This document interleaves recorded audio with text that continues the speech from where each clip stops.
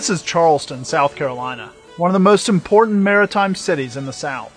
Charleston was where the Civil War began when the Southern troops fired on Fort Sumter in the harbor. When Fort Sumter fell and the war began, it was one of the first cities to be blockaded by the Northern fleets.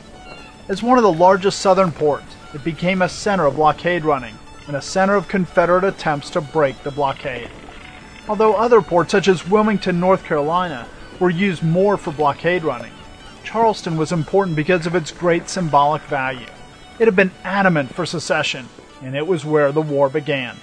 If Charleston was captured, it would be a very important moral victory for the North, even apart from its military significance.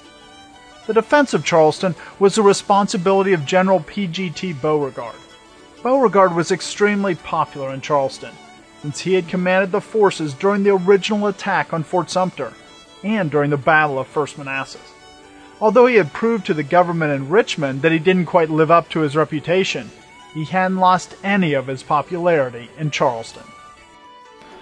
On July 10, 1863, a Northern brigade, supported by artillery fire, attacked the Confederate positions on Morris Island. The Southerners did not have enough troops in Charleston, and the Federals were able to advance close to Fort Wagner, the main fortification on the island, which is now underwater. The next day they attacked Wagner at dawn. Although they initially achieved some success, they were repulsed by the defenders. A week later, on July 18th, another attack was planned. The fort was bombarded for 8 hours, and then the 54th Massachusetts Regiment was to lead the Union attack, being supported by 2 brigades. The 54th Mass was a black infantry regiment. Many such regiments were raised, but the government did not want to use them in battle, but they did here in Charleston. The Federals began the assault at 7:45 p.m. When the 54th Mass came within 150 yards of the fort, the Confederate regiments opened on them with rifle and artillery fire. After taking many casualties, the Northerners reached the parapets, but were driven back after hand-to-hand combat.